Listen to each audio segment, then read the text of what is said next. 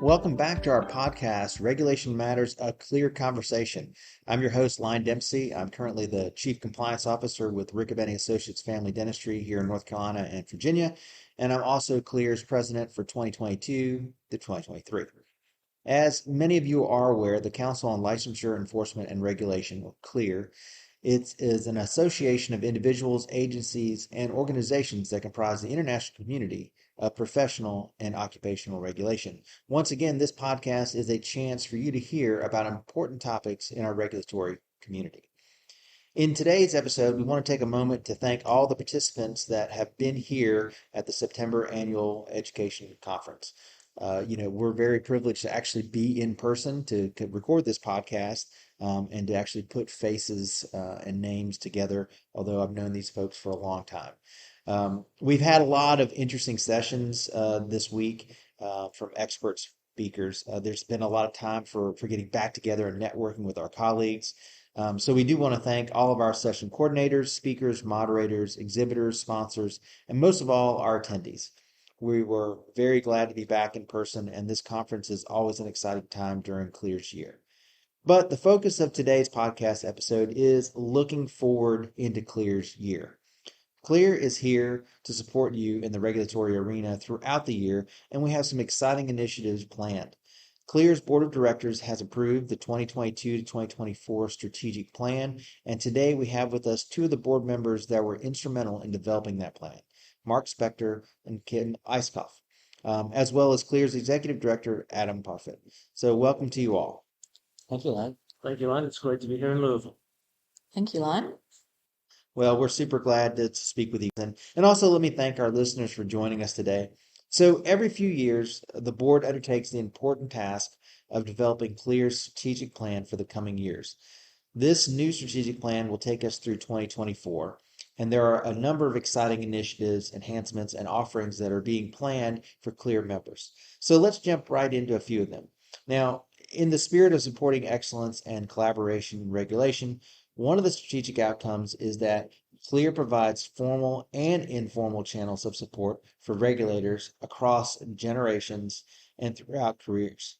That may take the form of a mentorship model. So what are the main goals there? Mark, if you would, please give us kind of a clue.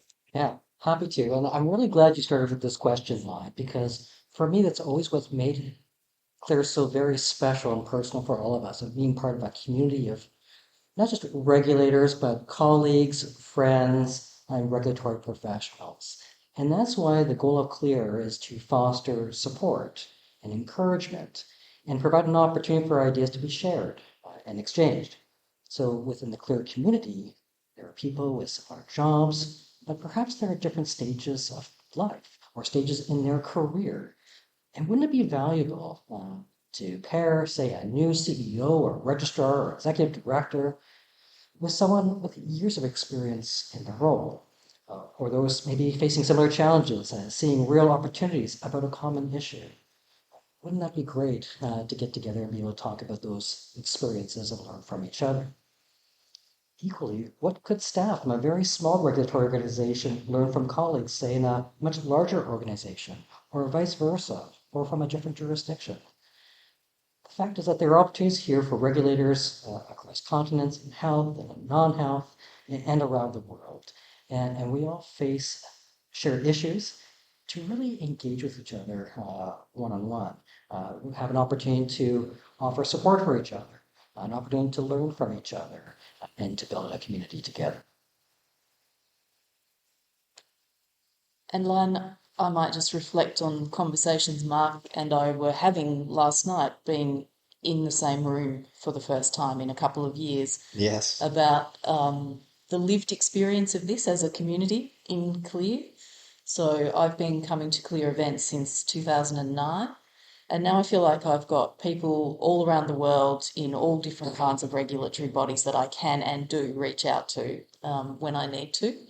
And I also really appreciate the personal connections. So when major events happen in your country of location, it's the unsolicited calls and emails to check on well-being from people in other parts of the world. So I think we provide this kind of support at a professional level, and it builds into that personal community and series of relationships as well.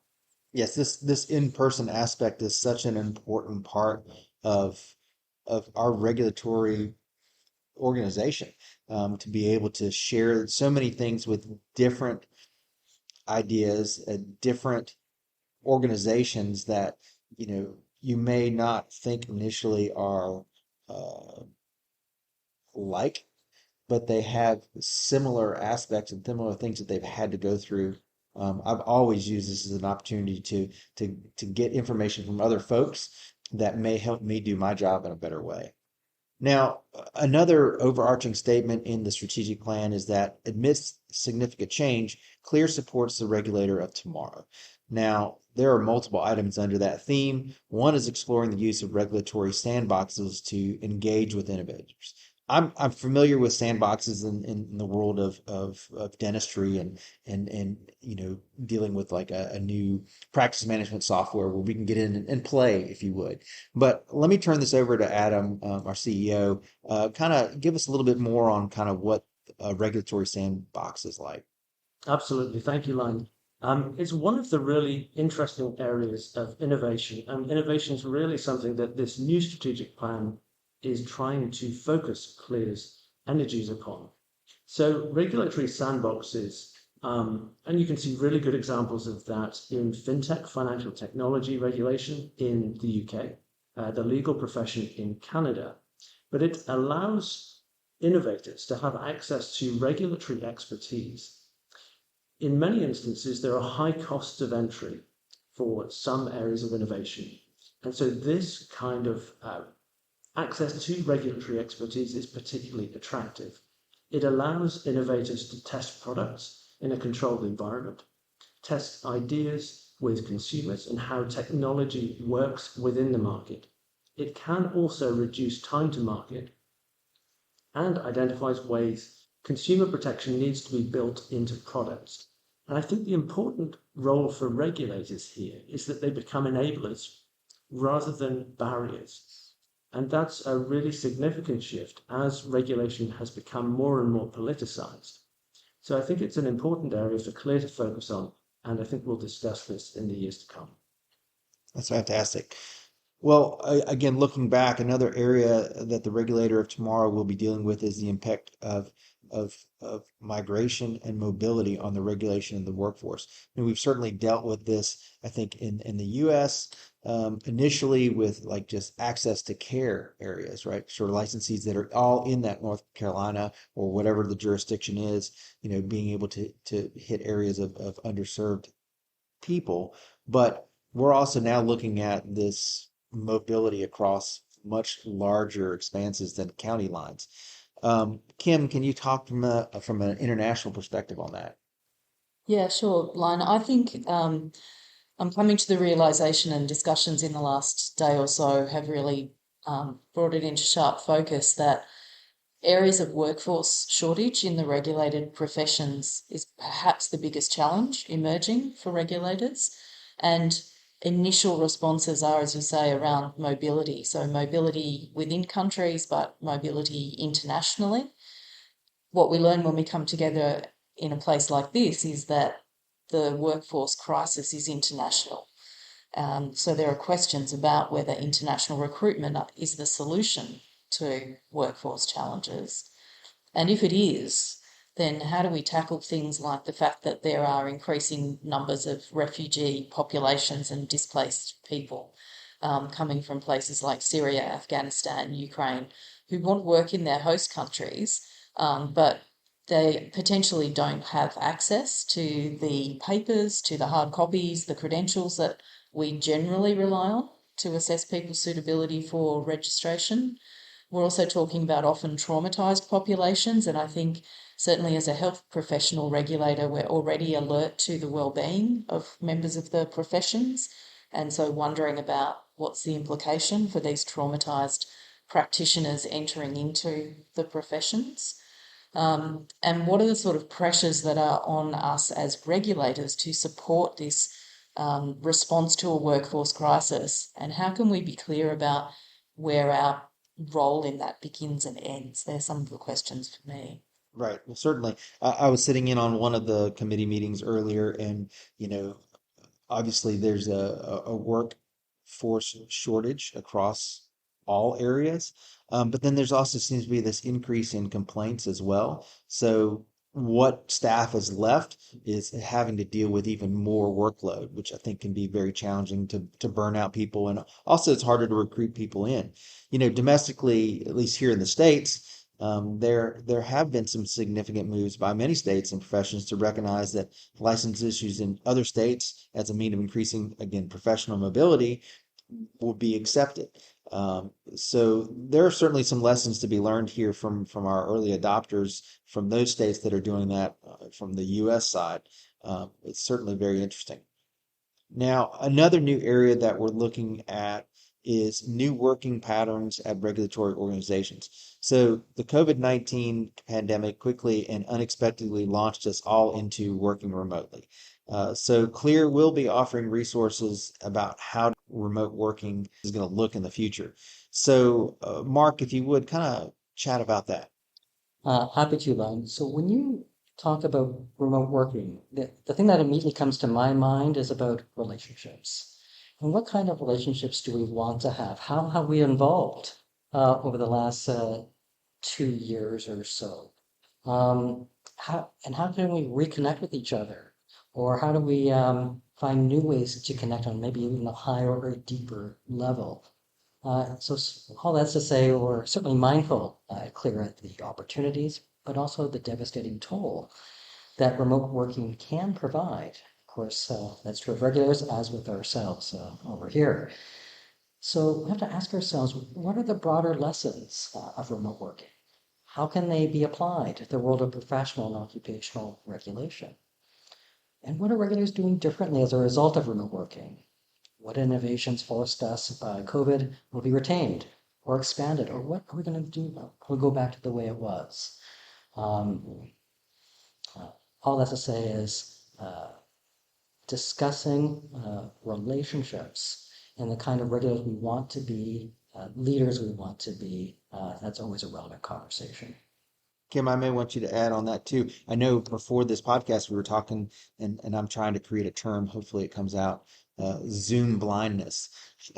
This experience of either not remembering names when we actually go and see people in real life because we're so used to seeing their name below their photo. But how does this relate to Clear as we move forward too? Well, I think it's really interesting.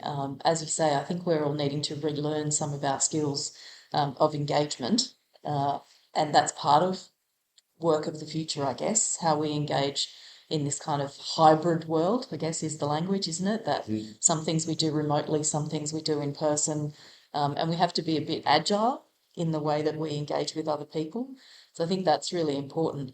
I also think there's such a connection in these elements of the strategy between what we were talking about, mobility and workforce, and ways of working, and this kind of notion of remote working, and also the innovations from the COVID period and which ones we might be required to retain in order to support greater access for the workforce. So these things kind of really come together. And the third piece is the technology question. So we've all needed to adopt varying types of technology to support working from home. And the rate of change in the available technology is going to drive the way that we think about work in the future.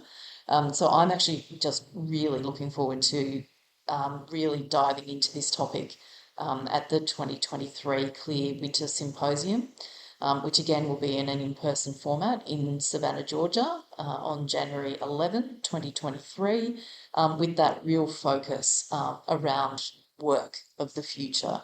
Because I think there are some really innovative thinkers who are involved in Clear and will be involved in the symposium.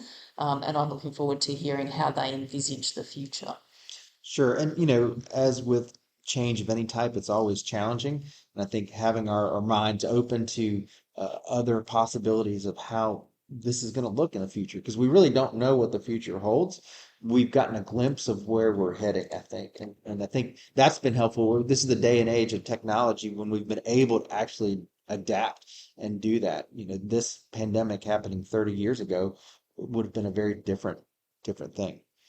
Now, another key area is using foresight resourcing and assessment during the conference and program development. So let's talk about what refers to and how it will benefit attendees. And Adam, I know you've worked on this significantly. If you would kind of talk to us a little bit about this. Absolutely, Lane. So foresight resourcing really relates to an attempt to think more closely about the context, or more likely the possible contexts in which regulators will be operating and working in the future. We're really mindful of the significant pace of change and transformation that we're living through, and the importance of being aware of external forces that will help shape regulation in the future. Just bringing it down to a clear committee level, many of the committees that have met here in Louisville already undertake environmental scanning when they meet. So we're keen to really build on these activities and initiatives to ensure that the committees also have a future focus for this component of their work, so that we can better share the learning and thinking and further resource these activities that CLEAR undertakes. Great. Well, finally, the strategic plan calls for CLEAR to serve as a change agent, providing thought leadership and a space for innovation related to diversity, equity, and inclusion, DEI. In this professional and occupational regulation. Obviously, this is something that's been a big topic across the world, but how do you see this moving forward? Kim? Well, I think this is one of the discussions we had in developing this strategic plan and consulting on it, was just really thinking again about what CLEAR's role is in providing support to regulatory agencies. And I think this topic is one of the places where it's easy to see we need to have a dual focus. So we come to CLEAR because we work in regulatory agencies, or we're connected to regulatory agencies or regulatory boards, and we want to understand about how to make our organisations work well. So that's a kind of an internal focus that CLEAR can support for us. And I think we also come because we're looking for support about how we regulate the professions we regulate and how we go about delivering those regulatory tasks. And so in this kind of space around DEI, I think we know that we need to focus both on our own agencies and what we do, and CLEAR is focusing on itself as an organisation. And then we need to think about the influence that we have and how we use that influence to take forward these activities in the regulated professions. So I know CLEAR's been doing a lot of work in the last 18 months. I wonder maybe whether Adam would summarise that. Happy to, Kim. So in the last 18 months, CLEAR has demonstrated its commitment to seeing a change related to DE&I by first training the board and the staff on unconscious bias and how that can be interrupted and challenged. We then offered training to all stakeholders during a previous winter symposium, a regional seminar, and during the annual conference. More recently, CLEAR formed a working group, which has since become a committee, and that advises the board on diversity, equity, and inclusion, reviews existing resources, develops agreed definitions, and assesses where we in our organisations are placed related to DE&I. It also, as Kim says, thinks about how CLEAR's own structures and processes need to change or need to be considered as we together commit to change and innovation in this space. It's what our DEI working group chair calls forever work, and it's something that CLEAR is very much committed to in the days and months ahead. Yeah, I think that's brilliant. I like Stacy's forever work comment. I know listening to her earlier in one of our meetings talk about that is great. And obviously, this is something that is very important to CLEAR. we've taken the step to take this from a working group to one of our standing committees. We're going to have 8 committees. Mark, do you have anything else you want to add about that? I do. For me, it's about being relevant. Are we are clear how are we going to help support other regulators and being relevant to the people that they regulate? How does Clear continue to be a leader and support and learn from each other? I reflect about how last year's Clear stakeholder survey, it showed that DEI was the single most important issue facing regulators. So if that's how they're feeling, how can we not only support them, but how can we model that behavior? But what Kim said, both looking inwards, but also externally to support all of our members. Excellent. Well, I think this has been a fantastic conversation, and so happy to be in the room with all of you to have this. But I'm very excited about what Clear is working on to support our membership. So thank you, Kim, Mark, Adam, for speaking with us today. Thank you for having us. Thanks a lot. Thanks, Lon. It's been great to be in a real conversation. That's right. Absolutely. And it has certainly been a pleasure to again be with you to record this. We'd love to continue this conversation on Clear Communities. This podcast will be posted there, and you can reply with your comments. For example, what are you looking forward to as a Clear member throughout the year? What else can Clear do to support you? Please take a moment to share these questions or comments in Clear Communities. I also want to thank our listeners for tuning in for this episode. We'll be back with another episode of Regulation Matters, a Clear Conversation very soon. If you're new to this podcast, please subscribe to us. You can find us on Podbean or any of your favorite podcast services. And if you've enjoyed this podcast episode, please leave a rating or comment in the app. Those reviews help us to improve our ranking and make it easier for new listeners to find us. Feel free also to visit our website at www.clearhq.org for additional resources, as well as a calendar of upcoming online programs and events. Finally, I'd like to thank our staff, specifically Stephanie Thompson. She's here with us in person today as well. She is our content coordinator and editor for this program. And once again, I'm Lyon Dempsey, and I hope to be speaking to you again very soon.